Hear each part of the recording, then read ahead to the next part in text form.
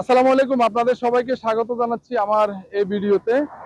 আমি একটা প্রসঙ্গ নিয়ে এখন কথা বলবো, যে যদিও যেখানে দাঁড়িয়ে আছি এটা অত্যন্ত একটা রিক্সি এলাকা বা রিক্সি জোন বলা হয়।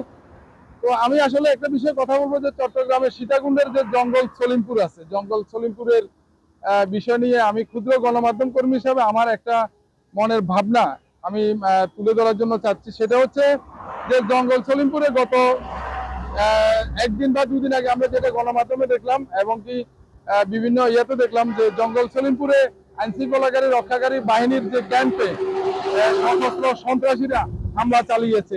তো এখানে আসলে গণমাধ্যম সহ সব জায়গায় একটা প্রশ্ন বারবারই ঘুরপাক খাচ্ছে, সেটা হচ্ছে যে আমাদের দেশে যে গোয়েন্দা সংস্থা আছে, গোয়েন্দা সংস্থার ভূমিকাটা তাহলে কি?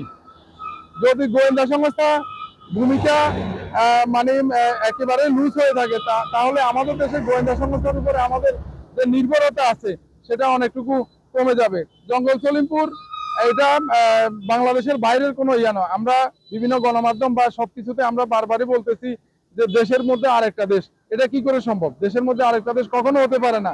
জঙ্গল সলিমপুর বা জঙ্গল সলিমপুরে যারা সশস্ত্র বাহিনী ইয়ে রয়েছে, যারা সশস্ত্র সন্ত্রাসী রয়েছে, তারা কি এতই শক্তিশালী যে তারা আমাদের দেশের প্রশাসনকে উপরে হামলা করবে, আমাদের দেশের প্রশাসনের উপরে আঘাত করবে? প্রশাসনের উপরে আঘাত করা মানে দেশের সার্বভৌমত্বের উপরে আঘাত করা। প্রশাসনের উপরে আঘাত করা মানে প্রশাসনের মনোবলকে ভেঙে দেওয়া।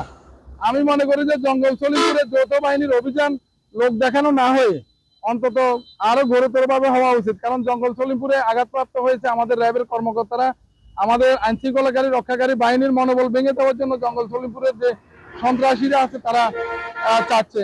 আমি চাই আমাদের দেশের যে গোয়েন্দা সংস্থা আছে, গোয়েন্দা সংস্থা আরো তৎপর হন। আর আরেকটা কথা ইদানিং বলতে গেলে বুঝতে যায় যে দেশে যে পরিমাণে অস্ত্রের জঞ্জনানি শুরু হয়েছে, সেই তুলনায় দেশে অস্ত্র উদ্ধার অভিযানটা অত্যন্ত জরুরি। মাননীয় সরকার প্রধান জনাব তারেক রহমানের দৃষ্টি আকর্ষণ করবো, এবং আমাদের মাননীয় স্বরাষ্ট্রমন্ত্রীর দৃষ্টি আকর্ষণ করব, আপনারা দেশে অস্ত্র উদ্ধার, অবৈধ অস্ত্র উদ্ধারের বিষয়ে আরো একটু জোরালো ভূমিকা নেবেন।